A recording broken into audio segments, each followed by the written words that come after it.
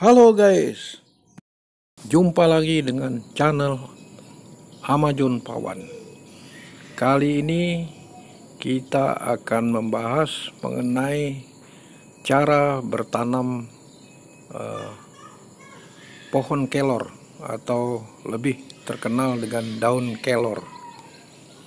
Tanaman dari suku polong-polongan ini memang mirip sekali dengan gamal, kemudian juga turi, kemudian juga petai Cina.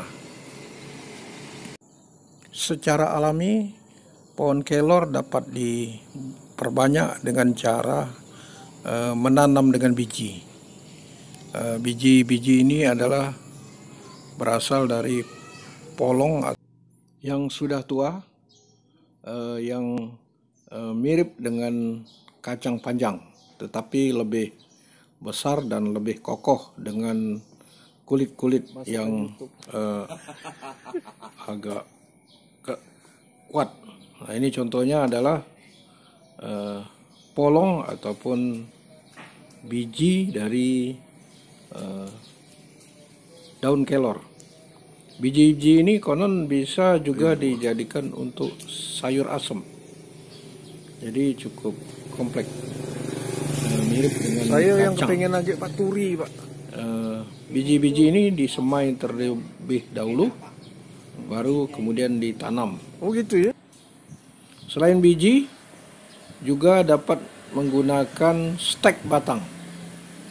Cuma agak sulit sedikit karena stek ini harus yang agak tua, dengan panjang kira-kira 40 cm.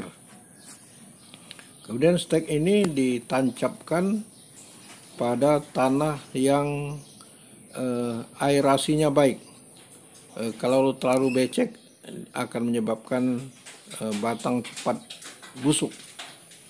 Tetapi kalau aerasi baik, tetapi kebutuhan air dan udara itu harus cukup. Ini syarat untuk tumbuhnya stek batang.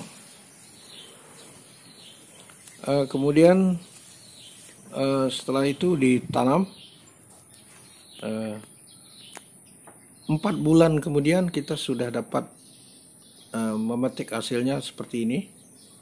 Ini bisa disayur, juga bisa dijadikan obat, juga dijadikan pakan ternak. Masukkan YouTube. Jadi daun kelor ini cukup banyak khasiatnya. Selain itu juga menghasilkan serasah yang cukup banyak. Jadi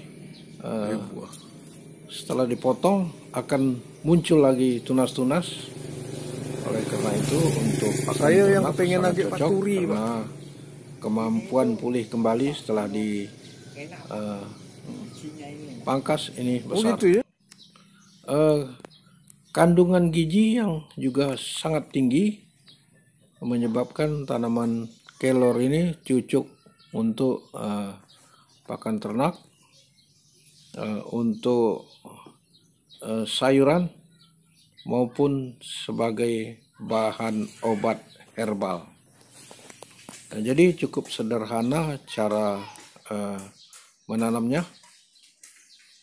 Juga sering ditanam sebagai pohon pelindung, terutama untuk tanaman-tanaman yang perlu pohon pelindung seperti kopi.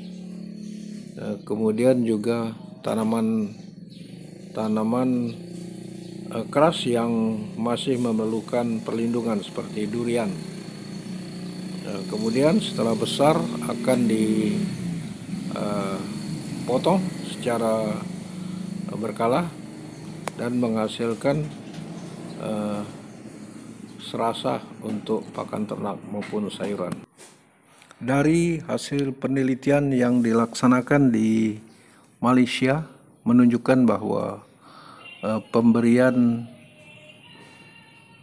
daun kelor yang standar untuk kambing dan sapi dapat meningkatkan produksi daging sampai mencapai 30%. Demikian juga penelitian di Nicaragua.